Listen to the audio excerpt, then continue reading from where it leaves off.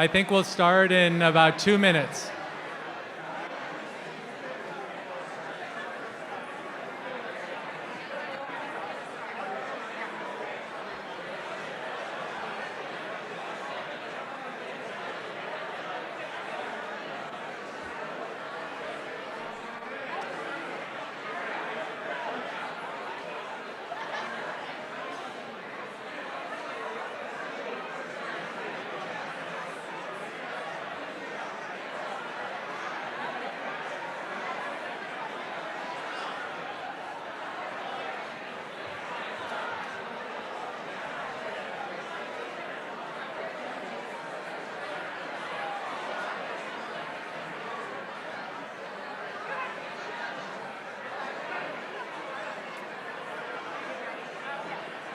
Okay, let's have everybody take their seats.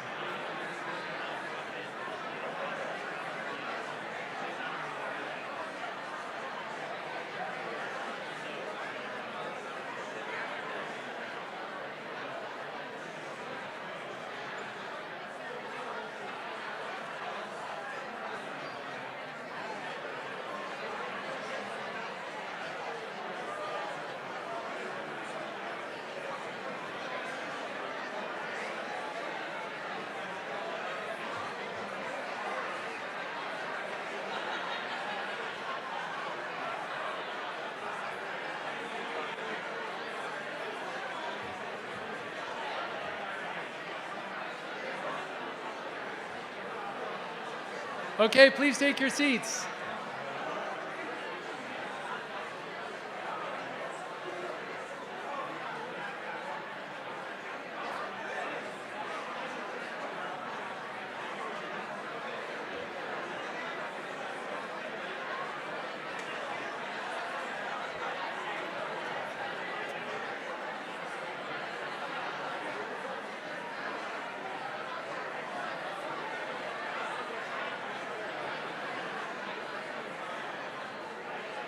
Welcome, everybody.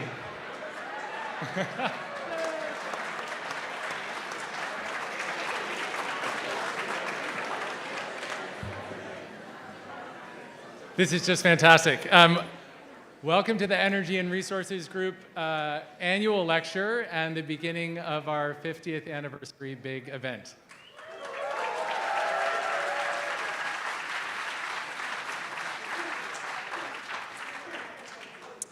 My name is Duncan Calloway, and I'm the chair of ERG. Thank you all for joining us on this special night. I'll say, so for those of us that teach, I will say this is probably the fullest we've seen a classroom in a long time.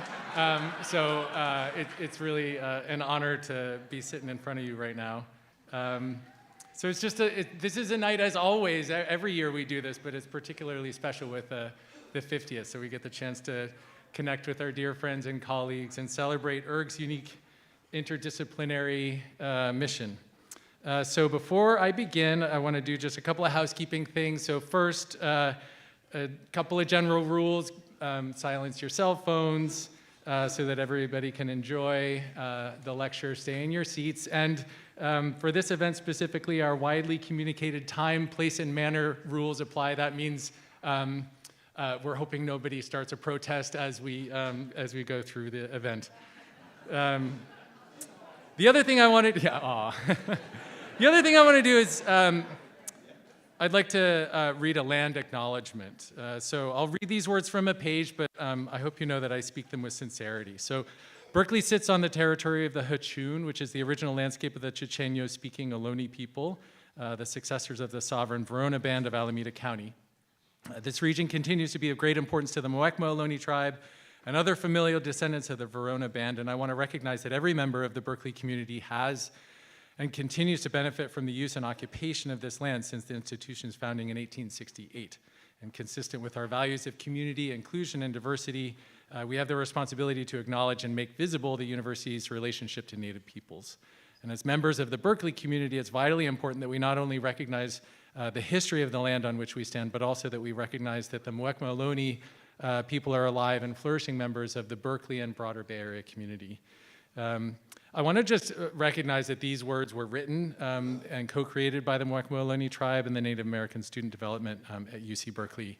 And if you're interested, I encourage you to learn more about the Ohlone and their efforts to regain federal recognition, to repatriate their ancestors' remains, and to preserve their culture and heritage.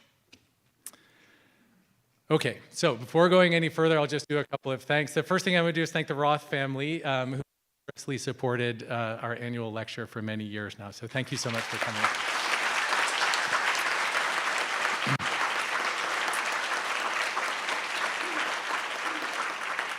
I'd also like to thank our group manager, Amanda Okamoto, for her incredible organizing skills.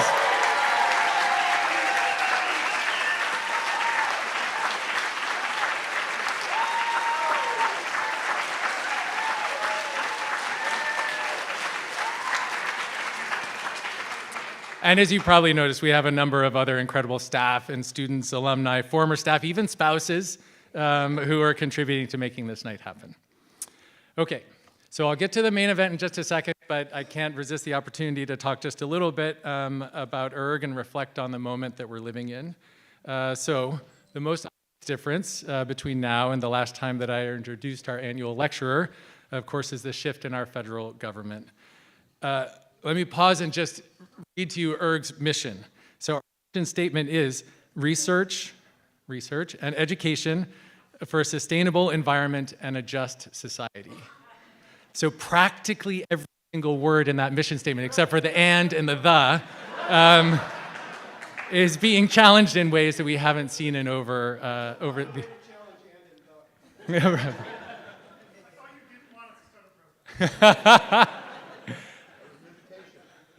The funny thing is I recognize voices. I know that's Michelangelo, but I don't know exactly where he is. Oh, there he is. Okay, great. So our first order challenge, as you might imagine, is keeping our students supported. And as of now, about a third of our PhD students are supported on federal funds. And to date, fortunately, only a few of our students have had their funds actually revoked, and we've managed to fill in and make other arrangements for them. But we certainly remain precarious. Most of our faculty have had their research portfolios impacted. But we're fortunate to live in a state that prioritizes so many initiatives that support our mission. And we're building new relationships with foundations and donors. And we have many of you in the audience to thank as well. So this last big give that we did just 6 weeks ago was our record in terms of both dollars raised and the number of people that contributed. So thank you all for contributing to the big give.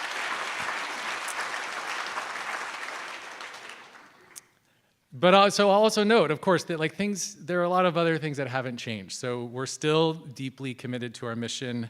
Our relevance to the world, I would say, has grown many sizes in the last few months.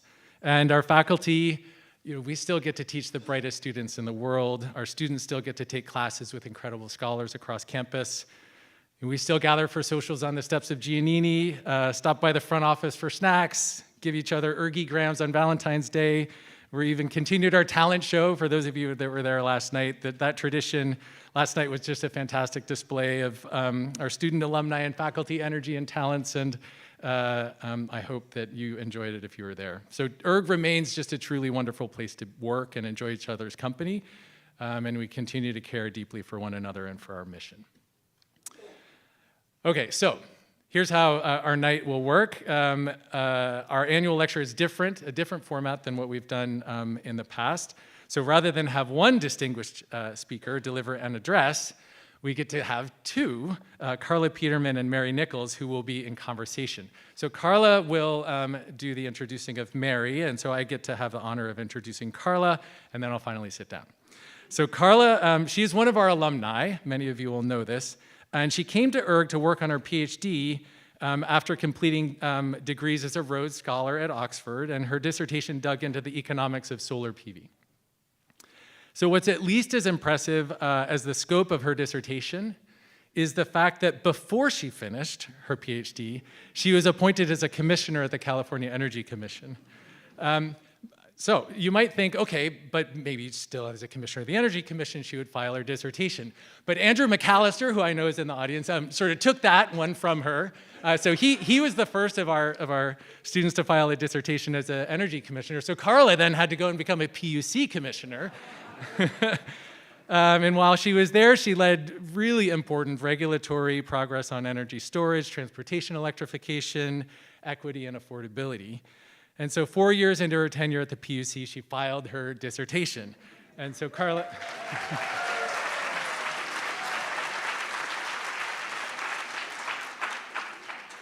So our time to completion numbers went up a little with Carla, but I think we've forgiven her by now.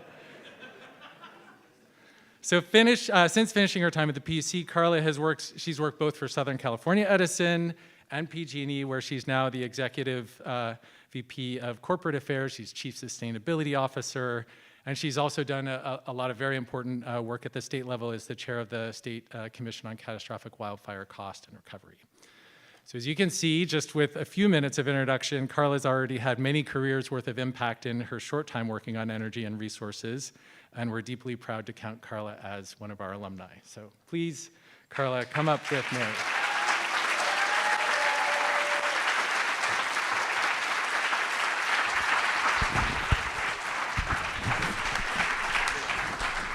Hello, ergs and friends. All right.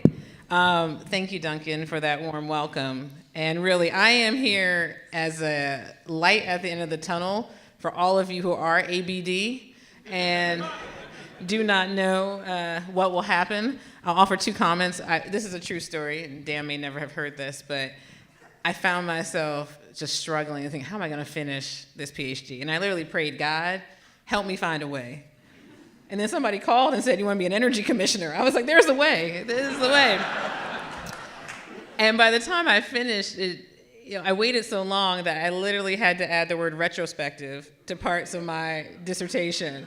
And then opine about how everything I learned about solar applied to storage.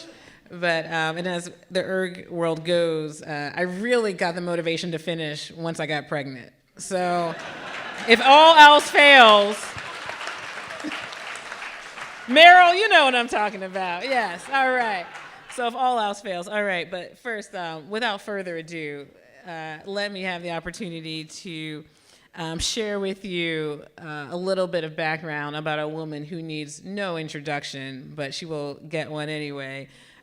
Mary Nichols, who I am privileged to be able to be in conversation with during this time. So just some brief highlights from Mary's career. Mary has had a 40-year career dedicated to protecting health and the environment. During that time, she's led development of dozens of climate and clean air, energy, and transportation programs that have been replicated around the world. She's had many distinguished roles in public service, including chair of the Air Resources Board for what I counted to be 17 non-consecutive years, as well as Natural Resources Secretary.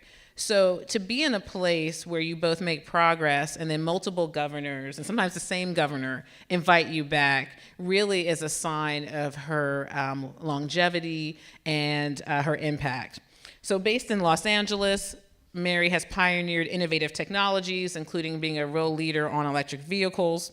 And as a regulator, she really adopted a collaborative approach to problem solving. Some of the programs where she was a real trailblazer include diesel truck rules, cap and trade, and community air protection programs. And I'm sure was very cool. She also had the accolade of being one of Time 100's most interesting people in 2013.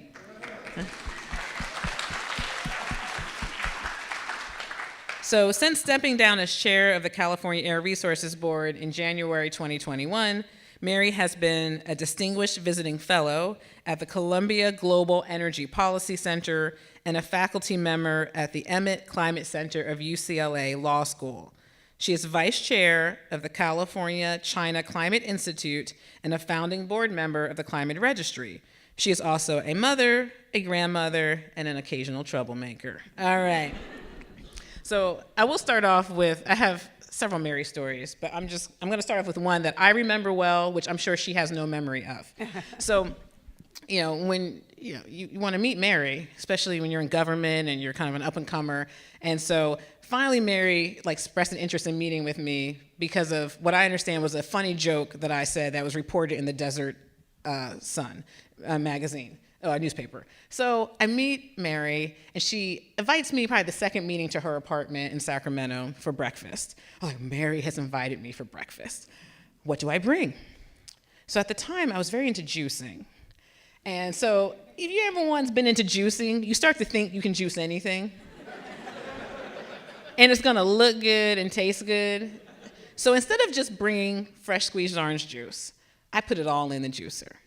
Oranges, pears, spinach, pineapple. And you can imagine when you put all that together, apples, what it looks like dirty water, dirty brown water. But it tasted good. And I was like, okay, I'm going with it. So I filled up my Tupperware container, and I brought it to Mary's house, and then I served Mary this brown crap. And she was so polite. She poured out 2 glasses, poured it in, but I don't think she ever took a sip. But that's the thing about Mary. She makes you feel welcome, even if she does not want what you are serving up. So, Mary, my first question for you is, does this happen often? People fangirling over you and then just bringing you things that you do not want? Actually, yes. I just had my 80th birthday a couple of weeks ago. Thank you. And I gave myself a party. Well, actually, my kids gave me the party, but I chose to treat it as though I was in charge because you know me, and that's how it would work. I love parties. And so I collected a few kind of weird things, nothing quite like the brown juice, but there were some odd things. There was like a toy that's supposed to help you make decisions, some kind of a ball that's made out of plastic. Like a magic 8-ball? Yeah, magic 8-ball. Okay. That's what it was. I got a magic 8-ball, exactly. And I forget a couple of other odd things, but then I also got some really super nice things. What's a good present you've gotten? A good present, the best present I got. I hate to tell you, it came from a friend of mine who works for another utility.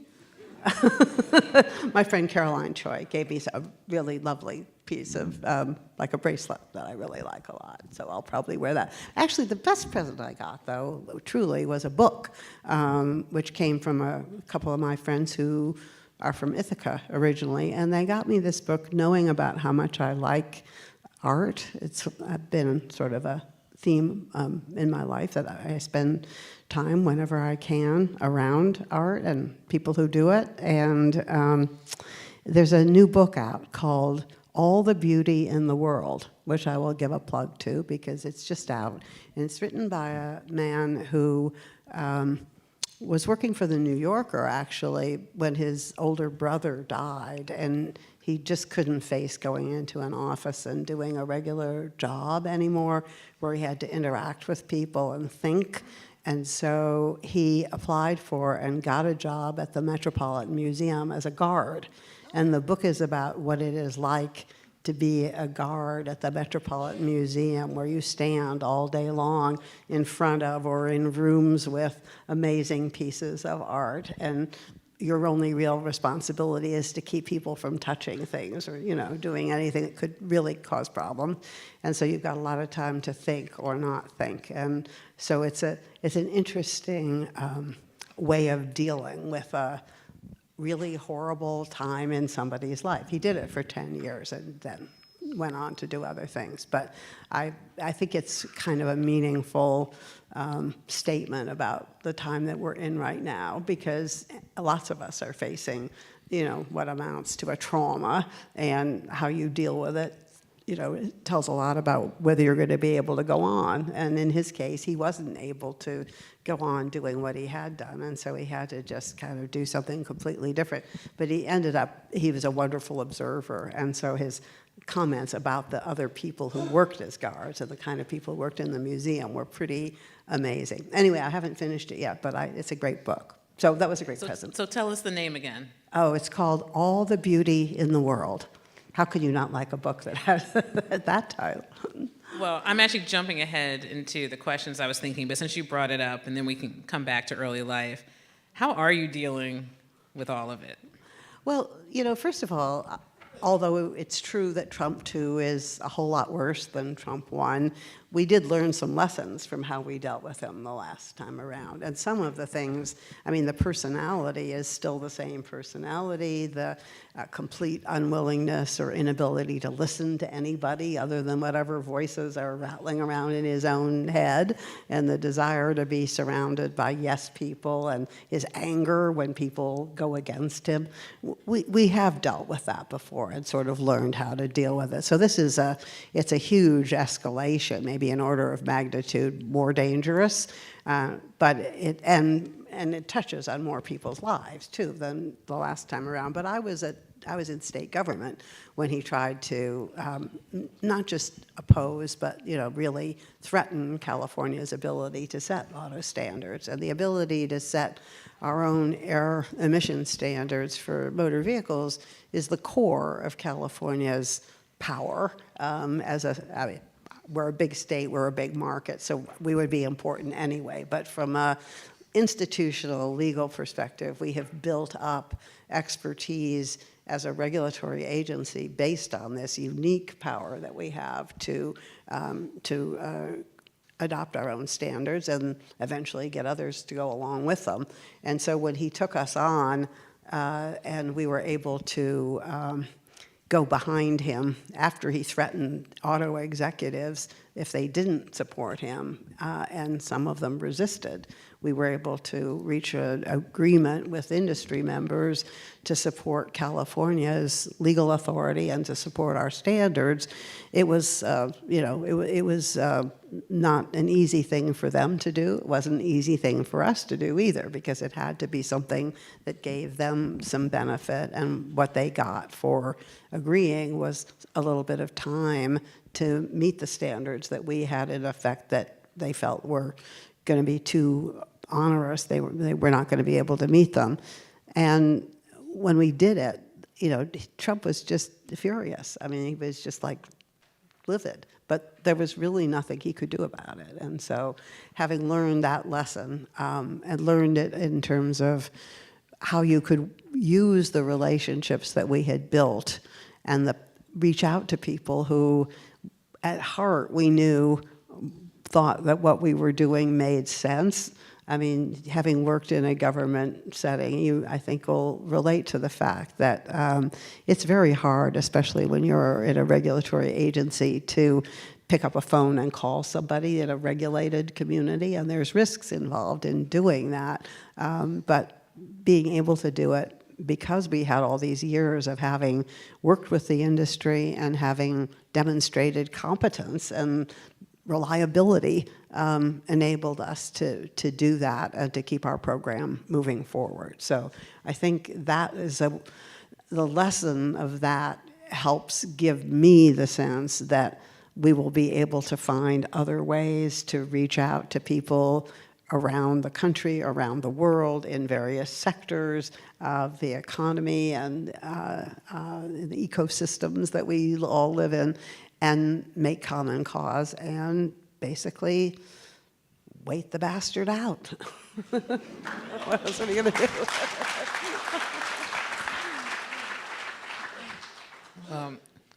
So I really appreciate your comment about bringing people together, because I was listening to news radio on the way here, and that was actually part of the conversation around folks coming together and taking a stand, and whether that be universities coming together or businesses or environmentalists. And so you've really articulated how that strategy does work and how you've been able to work with the regulated companies for a common goal. Right.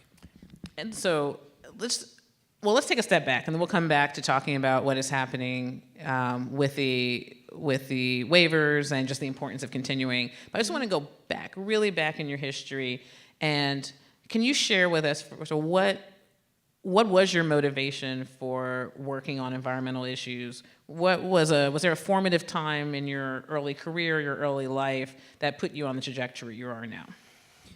Well, as I think when I was growing up, environmental law essentially didn't exist. All the basic environmental statutes that we now think of as old-fashioned were created in the late 60s, early 70s.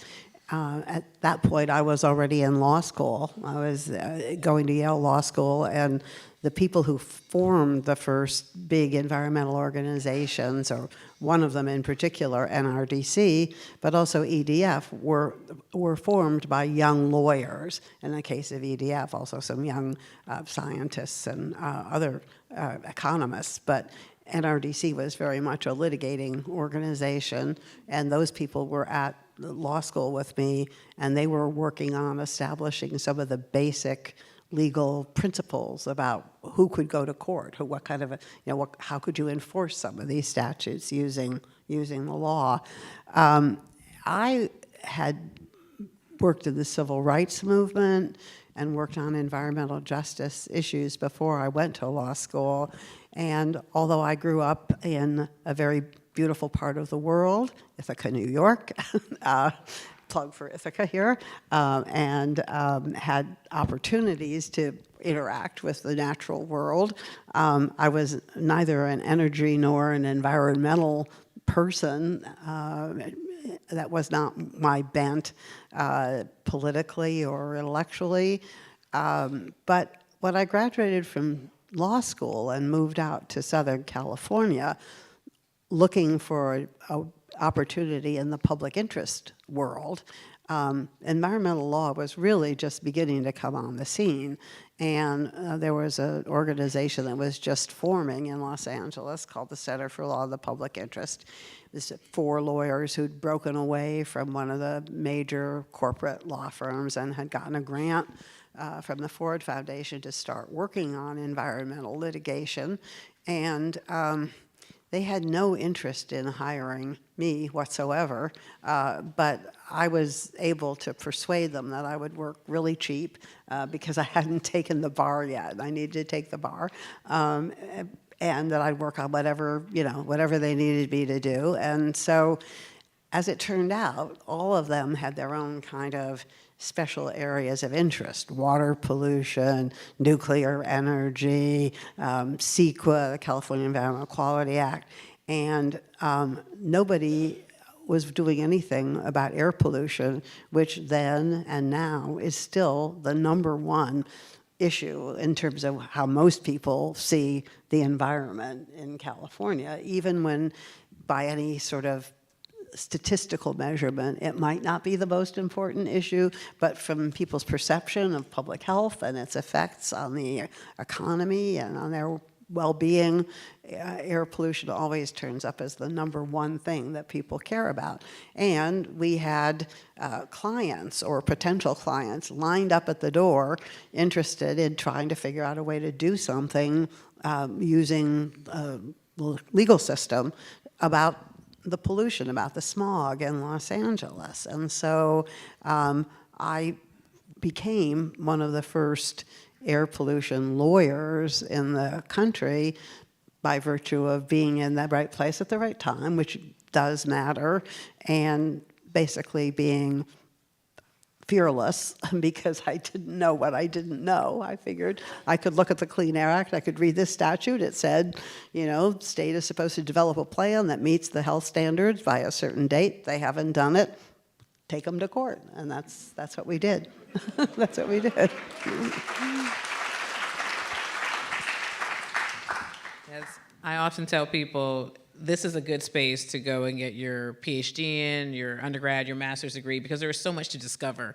I had a roommate one time who studied Shakespeare, and by the time she did her dissertation, she was writing about literally the shoes in Shakespeare plays, because there was nothing else left to say, right?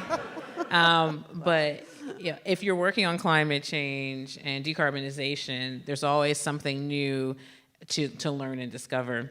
So Mary, if you were going back to school now, what do you think you would study? If I'm back. If you were back in school, if you I you would could be go to graduate school, I know what I would do. I've thought about this before, but I haven't brought myself to do it. I would be a landscape architect. And that's because I think that's a profession that, done well, actually combines a lot of elements of architecture, obviously, and design, plant materials and choice of materials, knowing how to use water, knowing how to make spaces that work for people, being prepared to deal with change, because whatever it is you come up with is going to be changed as a result of what's going on in the world around it and how people use it. You have real clients. So I think that would be what I would do. I love it. So maybe you can, my next question for you. This is not a question you sent me in advance. No, it by is the way. not, but just, you know. just saying. Gotta keep it interesting. And by the way, Mary, you're welcome to ask me questions as well. That was part of the deal. And I'm happy to answer, although I'll remind you, I do still have to go to work. So. Okay. But let's talk about I do need to be employed, at least for a while. When you think about the qualities that have persisted for you, that have enabled your success, what are some of those qualities, those personal qualities? The things that have enabled me to be succeed? Successful and to really navigate all these different careers, first as a air pollution attorney and then as a regulator. You know, curiosity, willing to try new things. I think my overwhelming desire, as I realize now at this point in my life, is to be effective in some way on things that I care about. And to do that, you have to be interested in continuing to learn. And that has been kind of my major motivation, I would say, is to take on new issues or new ideas that I didn't know anything about. And fortunately, since so much more science and so many new ideas keep coming forward, so many great books keep being written, if I live to be 120, I'm not going to run out of stuff to do.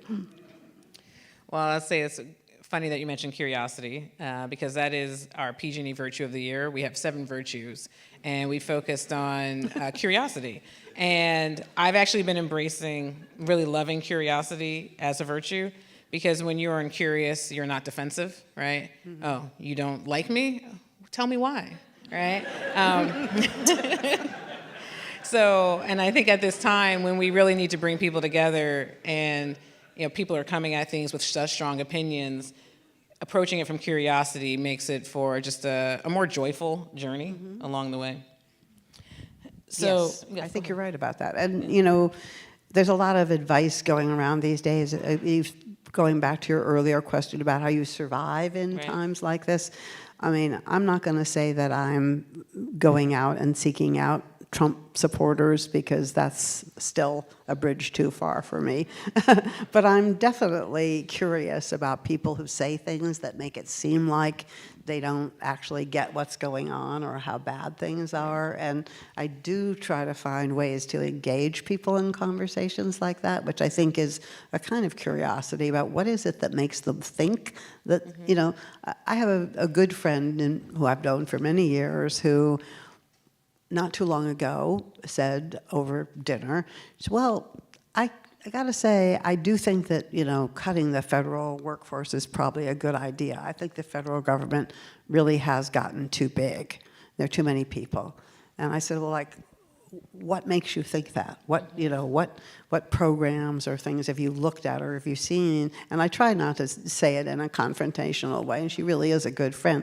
But, she had no answer. She was just repeating something that she had read and heard said so often over so many years that it become a belief for her. And I may have things like that too, but it's always easier to see them in other people. But it does at least help you get in a conversation, which maybe can help blunt or change the dialogue, about what to do. So my favorite question to ask is, what needs to be true? Okay. So when we think about getting to our state and global decarbonization goals, we have a state law to get to a carbon net zero economy by 2045, and you look at what's underway, what do you think needs to be true? Needs to- do need to be true to decarbonize. When you think about where we need to be focusing to stay on track for mitigating climate change, what would you prioritize Well, I mean, at this there's, time? I think there's, you have to look at sort of two sides of the coin, one being the natural piece of it, the trees, the land, the natural solutions, and the other being the pollution part of it, which is the way we use and generate energy for industry and for moving our civilization around. And I don't think you can ignore any of them, really.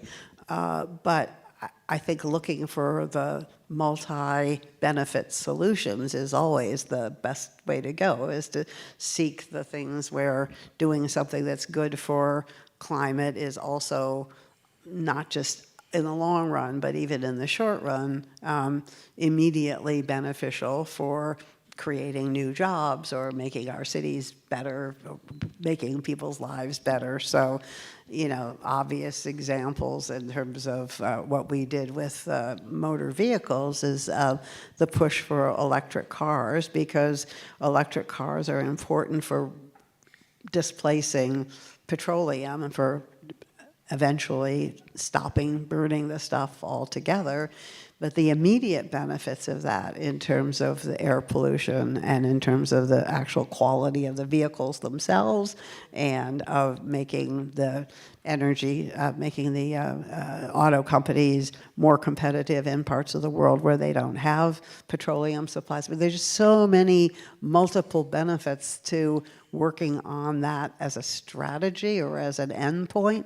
But being able to articulate and spell out the benefits that are not just about mandating electric vehicles, which is what we had to do in the beginning to actually get the industry started working on them, becomes more and more important. And right now, one of the organizations that I'm involved with is a nonprofit that we spun off from the state with representation from the Energy Commission, PUC, ARB, Air Quality Management Districts, and the auto industry, which is devoted to educating the public about the benefits of electric transportation. And that is an organization that's its sole mission, but figuring out what people need to know about what they're driving and what the options are, and making sure that they have a chance to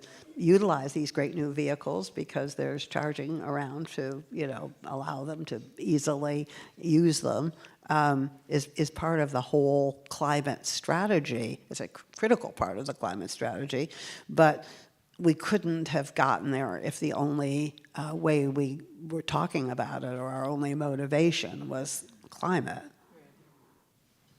Yeah, well, I want to double down on your comments on the multiple benefits of electric vehicles. It's something I spend a fair bit of time on because of the affordability benefit. So we're thinking about electric vehicles as this form of beneficial load. That's how we talk about it. So the more EVs that we can bring on the system, bringing on that load, then that load, we're able to, the revenue from that load is greater than the cost of actually bringing those vehicles online, especially if we can bring them on at times when we've got capacity. And so we estimate that for every million EVs we can bring online in our service area, that can put downward pressure on residential rates 2 to 3%. And so how do you take the vehicle, you have the air quality benefits, you have the decarbonization benefits, but then have that be an affordability play?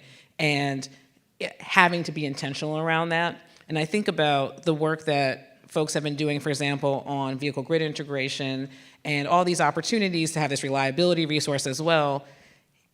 You don't get that advancement in the technology and that curiosity if someone doesn't at first say, well, let's have a mandate. Let's require it. So I do think these all come together because you have to make a better product, but someone has to be curious enough to create the product, and then you can figure out all the ways it can be beneficial. Yeah, and now people are looking at all kinds of new technologies to make the batteries last longer and work better and be more recyclable or non-disposable. I mean, it spins off into so many different aspects of the economy and into the way we live our lives, which in a way is the wonderful thing about starting to pick up the thread of climate change, but it does also show how you have to be moving and thinking in many, many different fields than the ones we started off with. And this all started with air pollution, because it was CARB's mandate to the auto companies to produce zero-emission vehicles, which was solely based at the beginning on air pollution and the fact that we couldn't figure out how we were going to get to meeting the national health standards for the emissions from automobiles without having a large number of zero-emission vehicles out there on the road. Now, I did not ask you this question in advance, but I'm just curious in case you remember. So when you were thinking about ways to meet the air quality standards, did you have some other ideas that you were like, oh, no, that's actually bad? Like, so that one worked, what you said, getting zero-emission vehicles. Were there other things that you tried along the way that ended up not working out so well? Not so much in terms of technologies, although there was a period of time, and I can honestly say that it happened when I wasn't in government and was not one of the advocates for it, but when the state really embraced hydrogen as an alternative for vehicle propulsion, because you can see how if you have cars, and I once had one for several years actually that used fuel cells based on hydrogen, you can get to zero emission, but you don't have to. You could plug it in. You don't have to plug it in. You could go to something that looks like a gas station. It feels in some ways more like a regular car than something that you plug in. And the state spent quite a lot of money on that program and pushed it along a good ways before deciding that probably the hydrogen vehicles were more likely to be better used in heavy-duty applications for locomotives or for heaviest trucks and so forth, rather than in passenger cars. Changing the way people actually interact with their vehicles is a really big, complicated social and economic problem. And so, that one didn't work out as well, although I don't think we wasted any money or did anything that was, that set us back as a result of it, but it was a path that we sort of went down a ways before deciding not to continue it. Some people might not agree with me about that. Well, no, I always had the experience of our hydrogen highway, then there was a hydrogen clusters, and I had a friend recently who bought a car, and when they were researching cars, they said, oh, you can get these fuel cell vehicles for really cheap. And it's like, yes, but you got to get the fuel. So you can get them almost as cheap as a Tesla now. Oh, boom, boom. Okay, so so Mary, I'm really glad you brought up consumer behavior. Yes. Because transportation, we know that decarbonizing transportation is very important for California in terms of our emissions that come from transportation. But another area where we've got to start to make progress is on building electrification. And I think about especially electrifying existing homes and buildings, and what is the behavior change that has to happen. And so, again, from your experience, what are some of your thoughts or ideas about how to change behavior?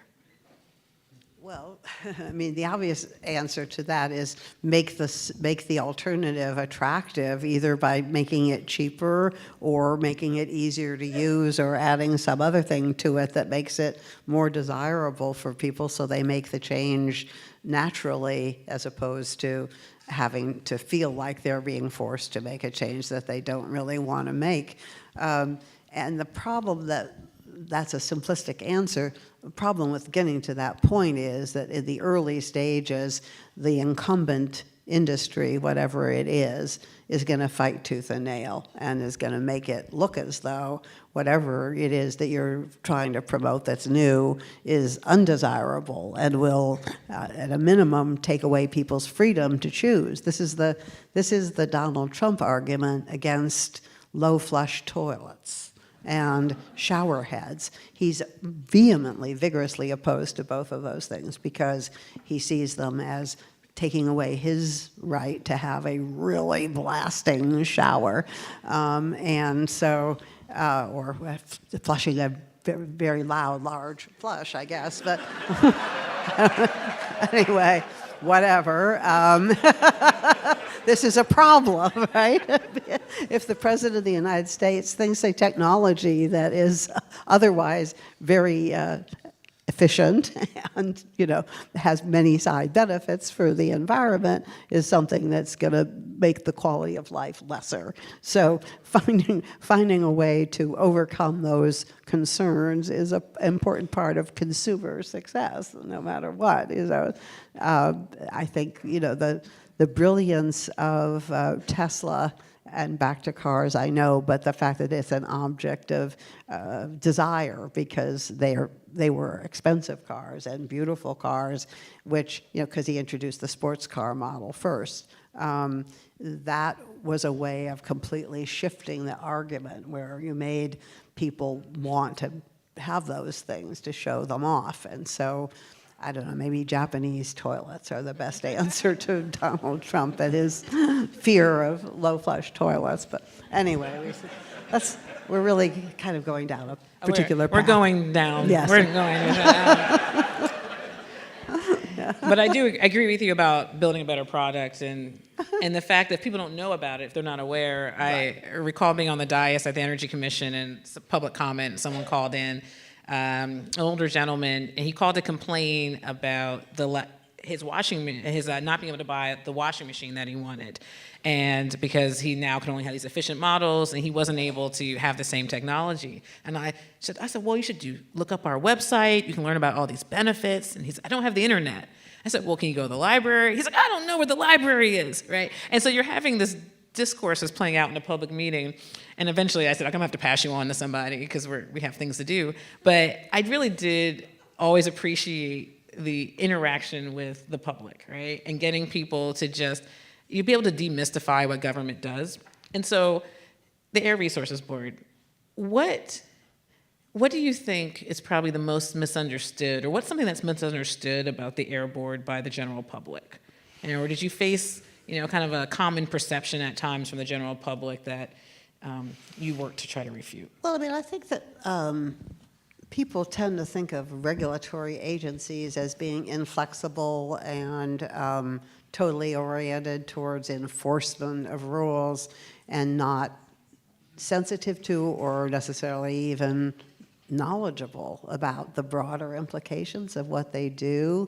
And one of the things I think people often don't understand about the way our board has worked for decades now, really, is that we don't really have any rules that are just mandates that don't have built into them some form of incentives or opportunities for people to do trade-offs within the context of the rule or within their own industry.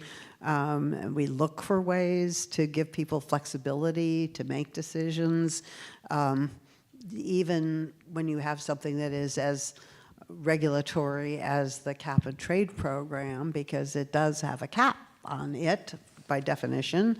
It allows for companies to make whatever choices they want to within that system about how they're going to actually live under the cap with the allowances that they're able to get. So we've been kind of on the cutting edge in some ways of using economic theories to achieve the results.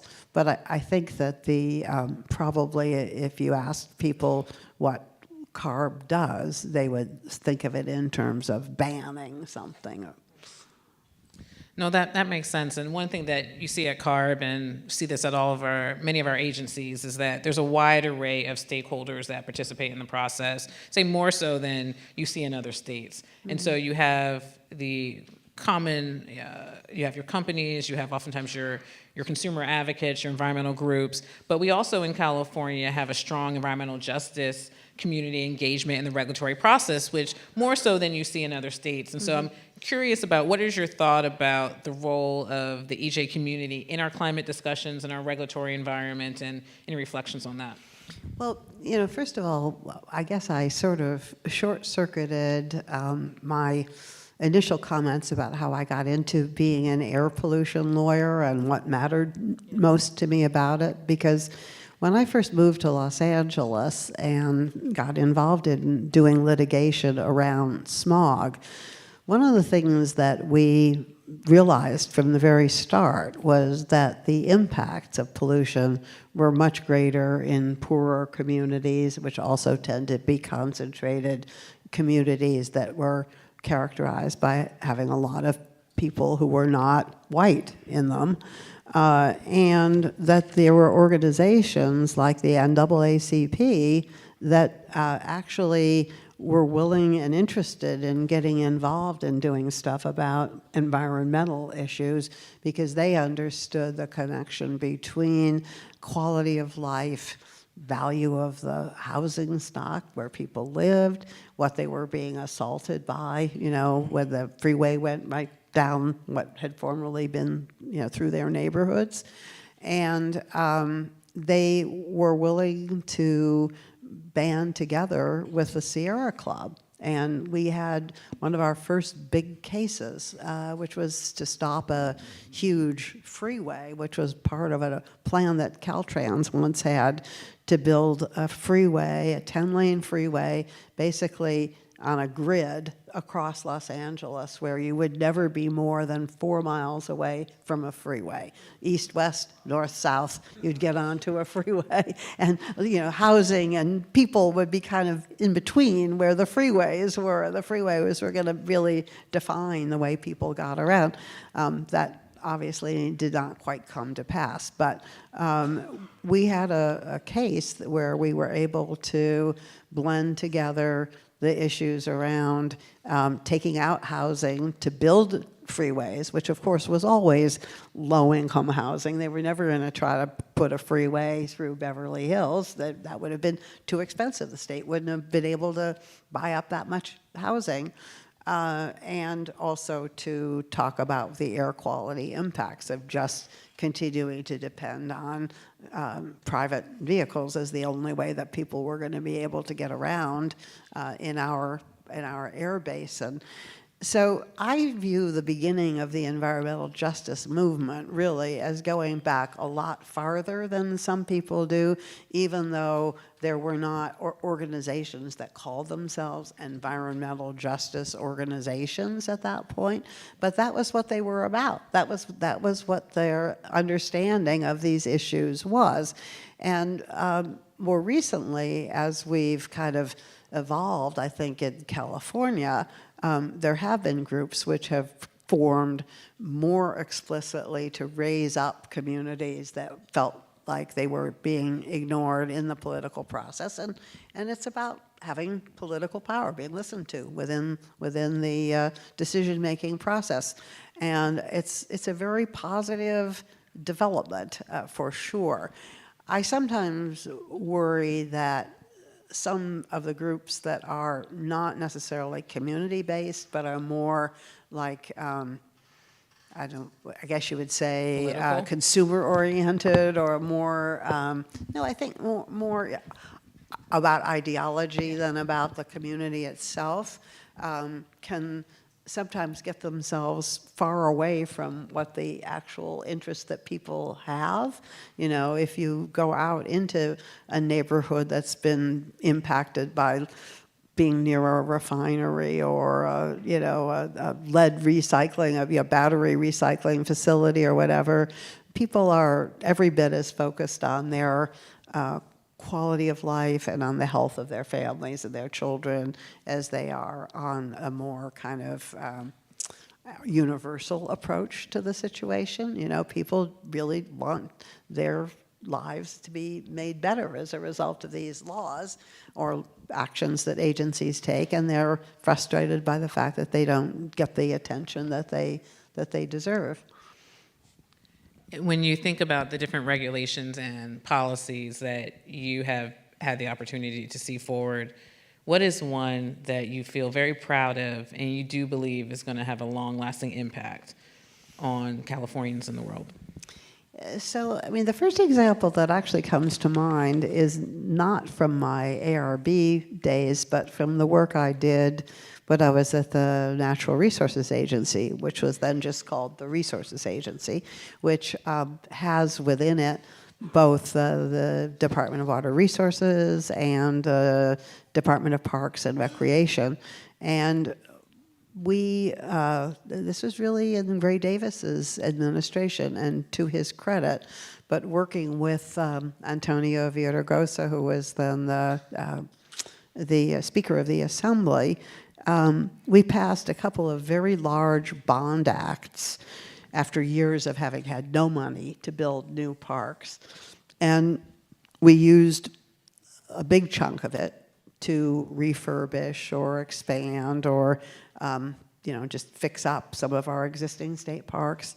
We put a big chunk of it into interpretive parks, state parks that really focused more on history, including dealing with our responsibilities for a lot of areas that were sacred sites for Indian tribes, California Native tribes. And then we used a large sum, which had never been done before really, for urban parks in the heart of cities where people often don't have an opportunity to get to the mountains or get to the ocean, but still need opportunities to enjoy green space and outdoor recreation. And so we built a state historical park in downtown Los Angeles at the site of the original founding of the Pueblo, and a couple of others in other parts of the state that had that kind of a special effect. And it did a lot, I think, to help make the connection for people in the cities with state parks, so that parks aren't just places that you have to, get in a car and go drive a long distance to, although clearly people value those kinds of opportunities enormously, and it's really important to make the connection. But it is that feeling that we were able to create, I think, that you could have a really beautiful, really safe and natural-looking park really in your city. That is one of the things that I think made a difference in terms of quality of life in the community. That's wonderful. Did you say this was in Los Angeles? So I'm going to ask you a question about Los Angeles, and just get everyone to get ready. I'm going to ask Mary a few more questions, and then we'll take audience questions. So you're a lifelong, most of your lifelong Angelina. No. And you, I know you love Los Angeles, and you've done so much for Los Angeles. I want to reflect on the wildfires of earlier this year. And as you reflect, what are the lessons that you hope that we learn, either as policymakers or as Californians, about climate change as it relates to that experience, those devastating fires?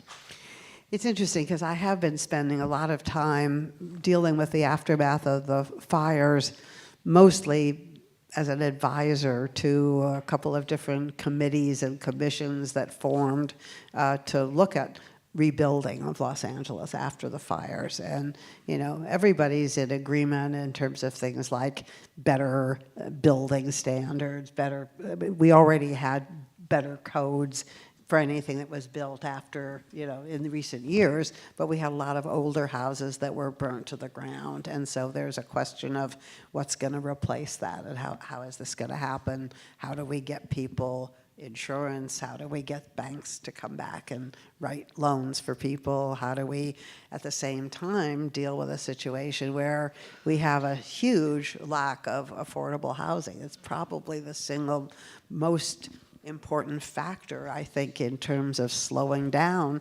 California's economic growth and leading to people actually leaving the state, is not that there aren't jobs, but that there aren't places that they can live.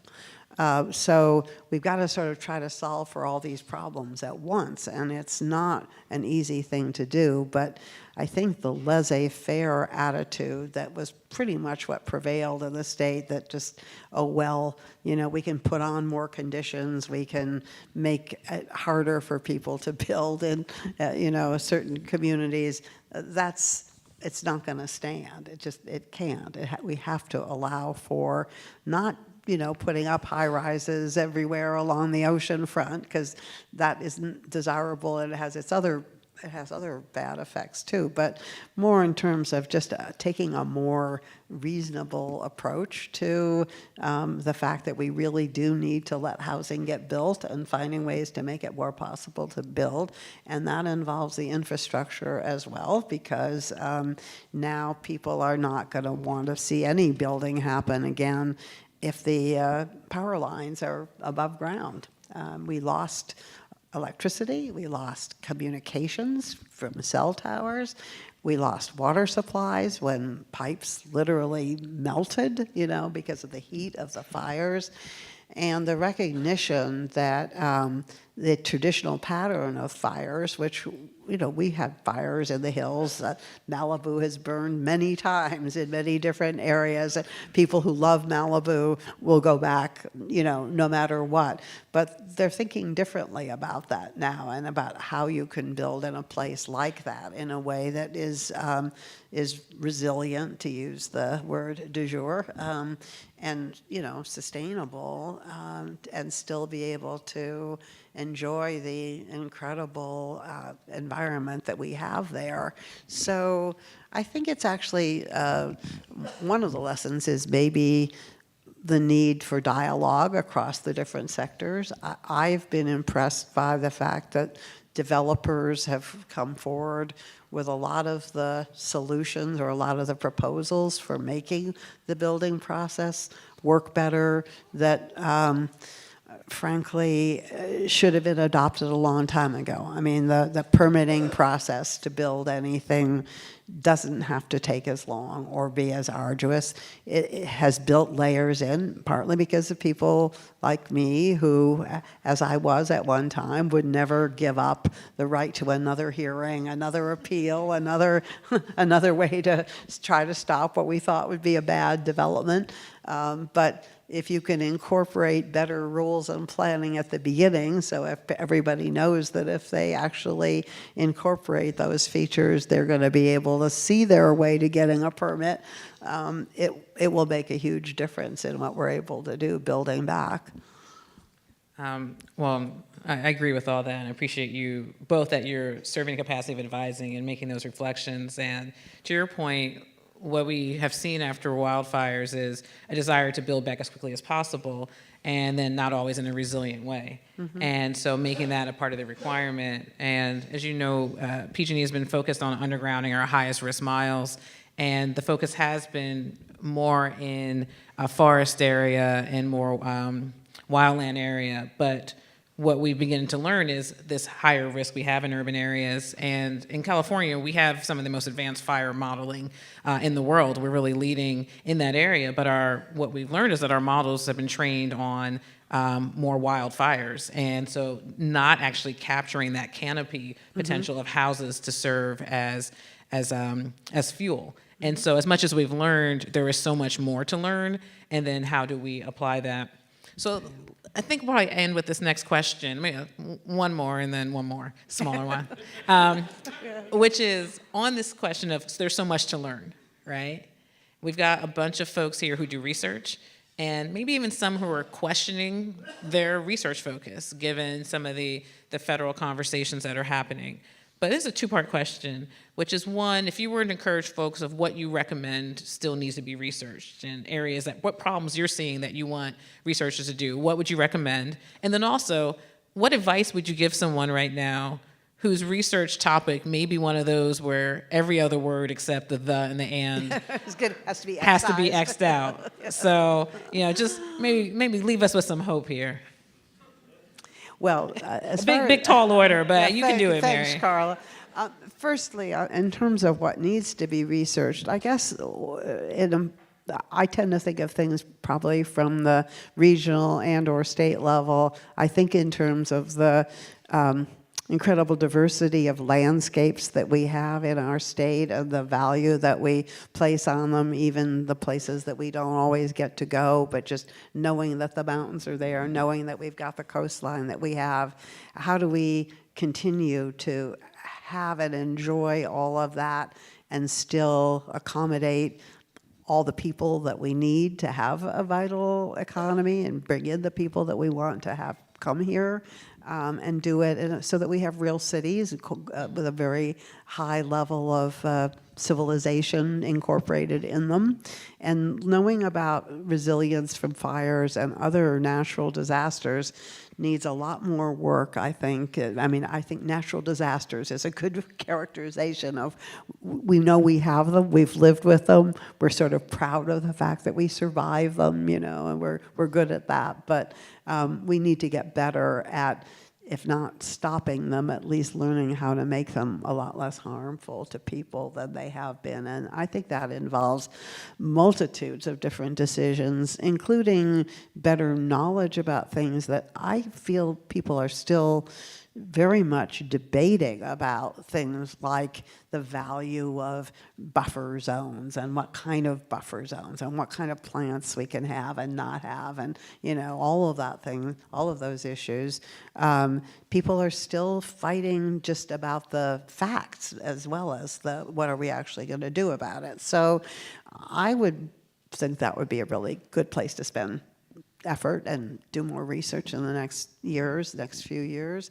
As far as what gives people the sense that what they're working on can still have value or be supported by other people, I'm personally not enthusiastic about going through all documents. This is actually one of the worst things I know about, well, there are many bad things, but one of the worst things about, you know, chat GBT and all of that is that you can easily search documents and just eradicate words that you think are offensive. And sometimes that leads to some pretty funny and some pretty stupid results, actually, as the Doge people have found out when they ended up firing people or cutting programs, which actually they weren't exactly what they meant to cut. You know, they may have to go back and think a little bit more about where you can save money without having to have that sort of hard edge slant to the things that you're opposed to. Having a society which values equity and diversity and inclusion is one of the things that's really important, I think, to our view, my view, of what makes a good country, makes a good place to be. And if those words or the programs that have been implemented to try to advance that cause have not succeeded, I think we should look at whether there are ways to do it better, maybe. But I think a lot of what we're seeing now is really a foolish kowtowing to people who have felt offended or somehow like valuing people who are what they would consider to be lesser as Americans than they are, and thereby sort of make them feel better about themselves. It's just bad. That's just bad. And I don't think there's any reason to go along with it. I don't think people should have to go along with it. But I think we all probably need in our own lives to build up the institutions, of which I believe universities are one example, that do value diversity, whether the word diversity ever gets used again or not, and I hope it does, and that we don't have to somehow invent some new term. But the point being that we know that what makes great universities great is because they do have, and this has been one of the largest benefits to our state, California, economically, as well as in every other way, is the fact that we have been an attractor of people from all around the globe, and some of them come here because they want to study, and many of them stay here and create businesses or teach or bring other people in, and that is the richness of our state. So I don't think this is going to go away, even if at the moment there's some bureaucrat who's excising every grant that might mention that as a possibility. I also want to say, though, that not every program that was, established that was supposedly training people in how to do it better was a good program or was an effective program. I mean, I'm sort of veering off here into the Ezra Klein kind of arguments, I suppose. Apologies. I do like Ezra Klein, but I'm not that. I don't wish to be parroting him on, but I do think that he's right that all of us who are liberals, of whom I count myself one, need to be willing to say not everything that government has ever funded has been good, and that there are ways we could probably do better and be more efficient and have more effective ways of building up our society than just defending everything. But right now we have to defend everything because otherwise we will let the barbarians win.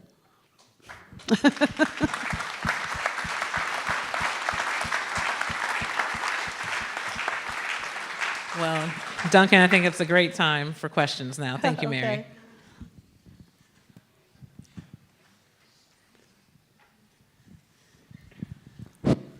Since this is a reunion, I thought maybe it'd be nice to say Chad White cohort 1997. So just to start off, thanks to both of you. I have a question I'd like to ask you about listening, since this was a theme that you brought up, and I was provoked to think about this a little bit based on the career that you were telling us about, Mary, some of which I didn't know, that you started off as an outsider suing people who in some ways were not listening. And over the course of your career, you ended up at the Community Air Protection Program, which is about listening to new people.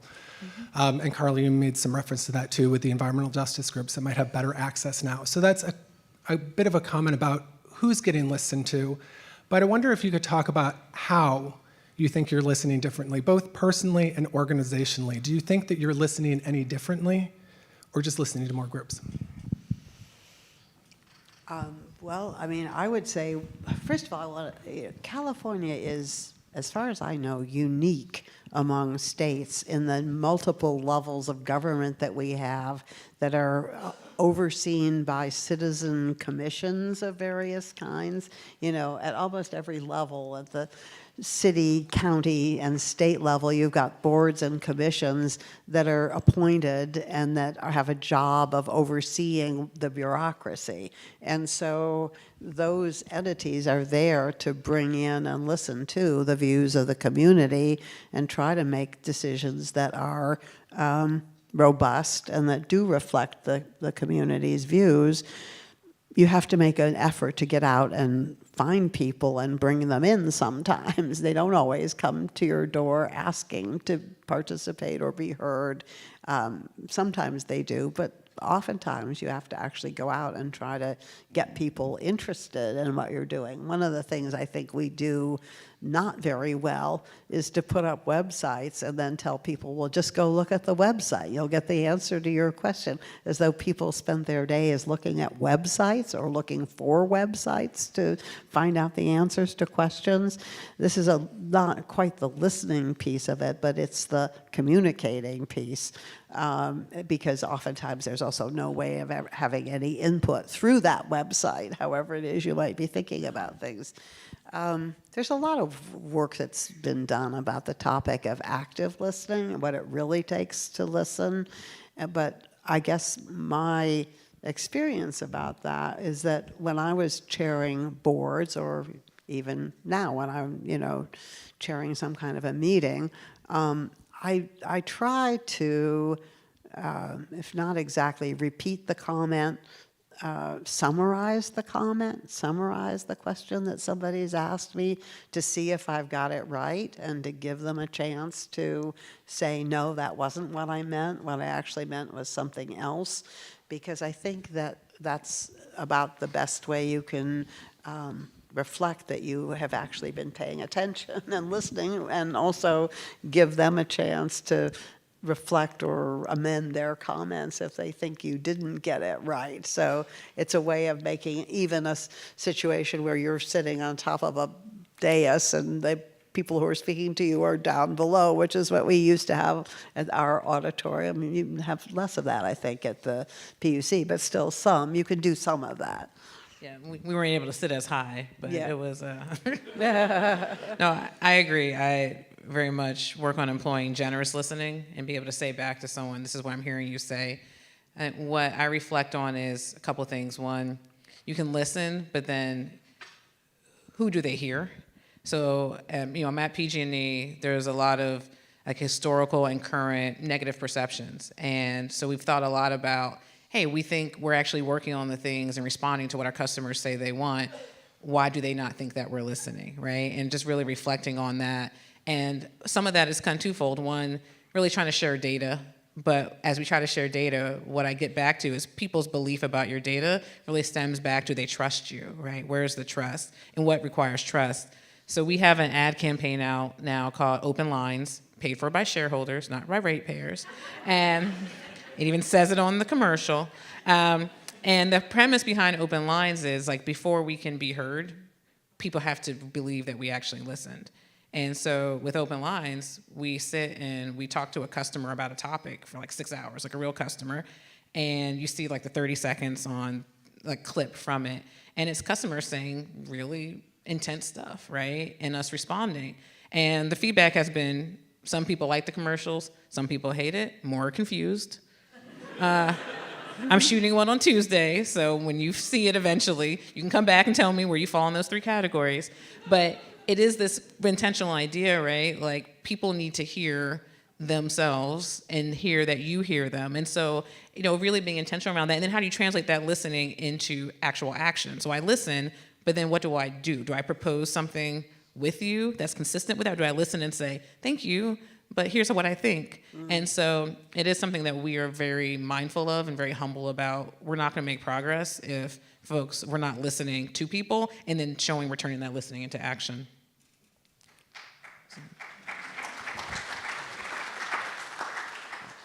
Hi, this is Zach Subin.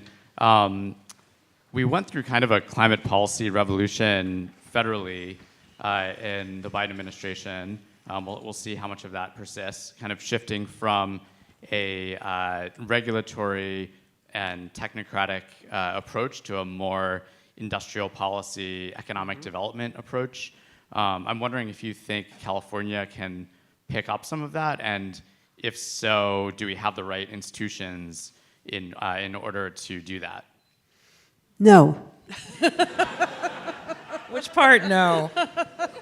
We don't. I mean, we don't do economic development in California. We just think everybody wants to come here and invest in our state, and it's our job to, decide whether they can come or not. I'm pretty serious. I mean, I don't think we've ever really had a serious effort to have an industrial policy in the state. We've worked to sort of create or foster some industries like film, for example, where we try to create incentives, but then we don't do it well enough, and so people move on to other places. So I think that it is something that needs to be taken more seriously than it is now, not necessarily to just give in to whatever voices tell you you should be doing, but to have a more strategic approach. I agree. I mean, we're experiencing it real time with data centers. And for us in our service area, we have the privilege to serve Silicon Valley. And we were looking at our load forecast last year and not seeing much data center load. But all around the country, utilities were talking about data centers. So our CEO brought together different companies that would produce data centers and said, who would actually want to build here if, like, you think we're out of power? And several of them are like, yeah, we think you're out of power, right? Like, okay, we don't have to be out of power.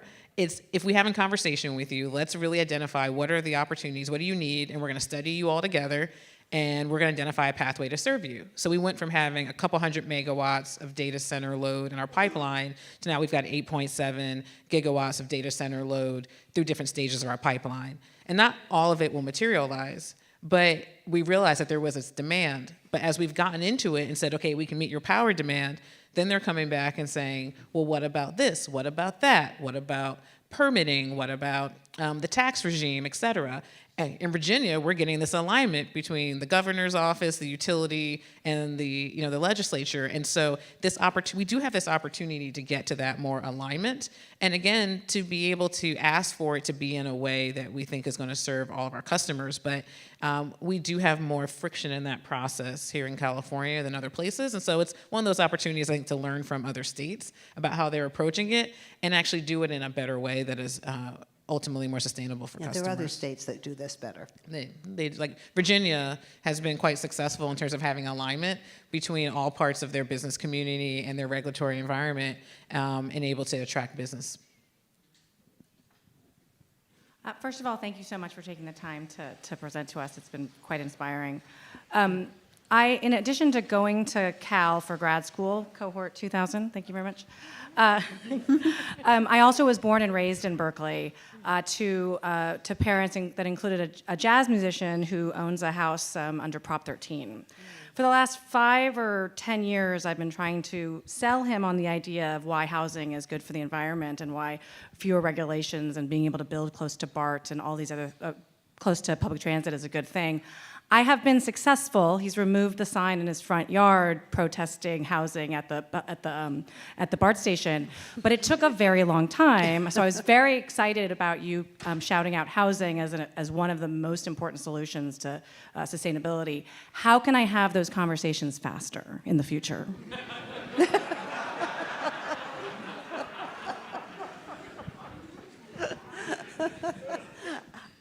I think you've already got the answer. Yeah, I mean, I would go back to my favorite question of asking your jazz musician father, like, what needs to be true for you to support housing? Yeah. Right?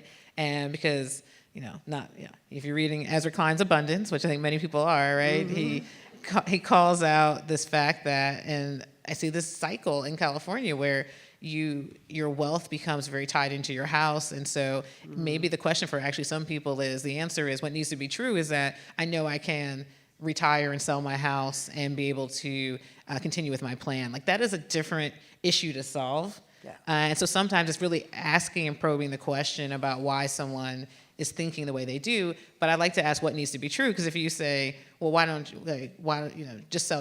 wouldn't you sell your house? There's a lot of reasons. But if you say what needs to be true to support housing, then it opens up the realm of possibility. And so just really probing into that curiosity and possibility. I actually want to say something about the building back after the fires that relates to this, because somebody mentioned that everybody wants to go back to things just the way they were before, rebuild everything very quickly. That was the response of the politicians immediately after the fires were put out, or mostly put out. And that was why they were going to waive every regulatory requirement and, just assume that everybody wanted to come back. And if you look at the history of what's happened after big disasters, big fires, or like the floods, like Katrina, it doesn't actually work that way. There are a few people who are determined that things should stay the way they always were, and that's all they want. But things are never going to stay the way they always were. And it's a function, I suspect, of having an aging population to some degree, that we're clinging to some of these ideas about how things have to be exactly as they always were. I'm not at all anti-history or anti-trying to preserve elements of the past as we move forward, but there's also got to be a recognition that when people actually are faced with the prospect of, do I really want to come back and rebuild exactly what I had before? It turns out that in very large numbers, they don't. They want to do something simpler, they want to do something better, they want to be more efficient, they want to split their lot and be able to have another unit on it so they can make some money off of it. In some cases, they just want to get the money and go away, and they don't care. And it's a big problem for actually the city and the county, because we could lose population and lose serious part of our tax base if we can't make it possible for people to stay. But what people are looking for right now, many of the people who left the areas that were burnt are looking for a completely different kind of housing than what they had before, and that housing may or may not be in the exact same neighborhood or in the exact same configuration that it was before. So I just think it's the history of what's happened in other fire areas is that when people actually have a chance to settle back and get used to the fact that it's going to take them a few years to do anything definitive, they end up being more open to different ideas about what their communities should look like and what would make them attractive to come back to. And it could well, I think, end up with some places that actually have more housing than they did before. Hi, Dan Lashoff, 1982 cohort, 81. Thanks for being here and everything you've done, Mary. I was struck by your comment about the effort of the state to promote hydrogen vehicles and that was a wrong path and that the state has moved away from it. In part because I'm not sure the state has totally agreed that it shouldn't be continuing to promote hydrogen cars, and while it's pivoted mostly towards supporting hydrogen and other applications, I think it's still putting money into hydrogen fueling stations for cars. And it made me think, you know, one of the critiques of government is that it's very difficult for government to pivot and stop programs that don't work the way maybe they were good for a while, but not anymore. So first part of my question is, do you agree with that as a general observation? And what could we maybe do to make government a little bit more nimble when we find that there's things that are not working? And the second part, which may be too in the weeds to answer given the time, is I'm starting to think a lot about the low carbon fuel standard, which is something that CARB invented and I think did do a lot of good. But I'm beginning to wonder whether for various reasons, it may be time to think about winding that program down and building the benefits of it into cap and trade reauthorization or something like that. So I was wondering what you thought about that. Well, those are both good and interesting questions, which we could probably take a lot of time to talk about. But I would say, in terms of agencies or the state being able to change, it's true that government does not typically value speed as much as it values process that's more inclusive and therefore theoretically at least sustainable, rather than just getting something done quickly.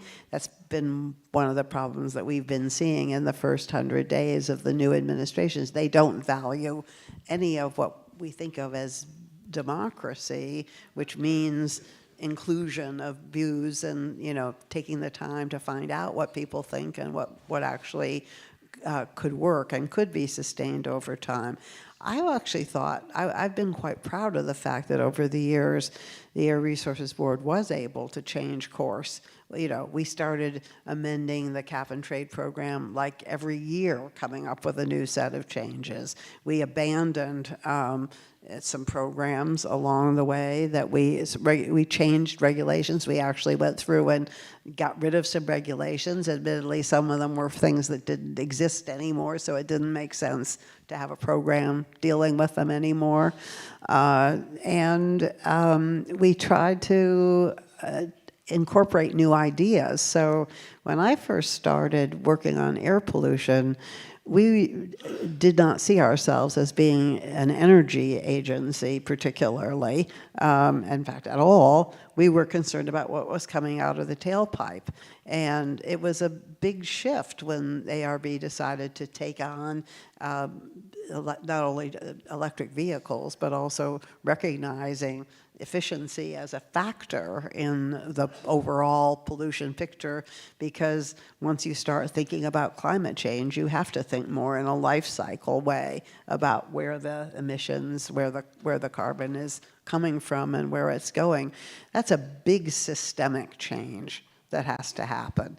And it's starting to happen, but it does require some movement. As far as the low carbon fuel standard itself, I think it was a brilliant policy. It was actually invented by some people here, I believe, who can tell you more about how they came up with it. But it was adopted and, you know, completely novel at the time we first adopted it as part of our scoping plan. And it did a great job, although like anything where you don't prescribe the solutions turned out to be different than what we thought they were going to be when we adopted the rule. But the industry that we were thinking was going to be a big part of it also changed completely during the course of this. So the idea that oil companies were going to invest in making newer, cleaner fuels because you had integrated oil companies with their own internal research capacity just didn't turn out to be quite the way the world works in California as this program went forward. maybe we need some new and different instruments now to reflect what the situation is. But in the meantime, if you have a program that's a success because it does actually reduce the amount of carbon in the fuel supply that you said you wanted to have reduced, then people want to load on many more new ideas and requirements than it had to begin with, or tweak it in various ways. And I'm suspicious about whether you could adapt a vehicle like that and solve all those other problems, or whether you just need to start fresh and start to do something else. It made a lot of money for people. Certain people came out very well. The biodiesel people, did great. Others didn't do as well as they hoped. And so maybe you have to start to think about what you need to do next. And I'll jump in on the first part of this one and say there are many, many programs that should no longer exist. And some of them I approved and recommended. And it is because, first of all, we have many things that are no longer cost effective, or we had a thesis around what their value would be.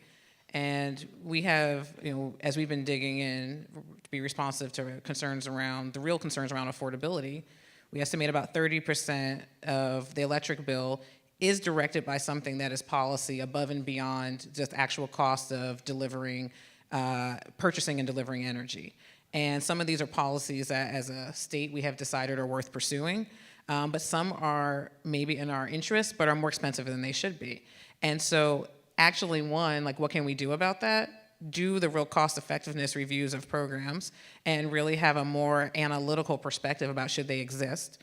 And one of the challenges is that if you do not do that, even if you do that, there are understandably businesses and stakeholders that have developed around those different programs. And so when you ask whether government should end them, the challenge for government is that there are stakeholder groups that really fight for those things to persist. So it is easier to, and sometimes considered more kind of fair, to let those things continue, but they come at a cost. And at a time where we're trying to drive down the cost of electricity in order to have more decarbonization and more adoption, it becomes problematic. So I think having that real conversation and doing that analysis, but something that can even be done sooner is when we put a piece of legislation in place, a program, put an automatic sunset date.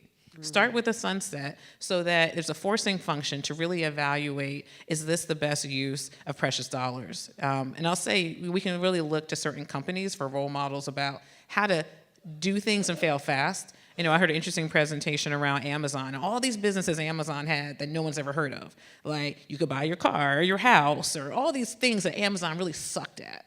And they only had them on their websites for a month, a few months, a year, because they learned, they failed fast, and they went on. And so if you think about something that has a positive contribution, do you focus on everything that has a positive contribution, or do you focus on your 8 or 9s, like the things that are really going to have impact? If it's a 3 or 4, yes, it's positive, but is that really worth precious resources? So I do think we've got to get serious about that analysis, and there's a lot of things that would be on the chopping block if we had that approach. So I'm going to stop the formal conversation, but encourage you all to continue it amongst yourselves and with Mary and Carla. Mary and Carla, thank you so much.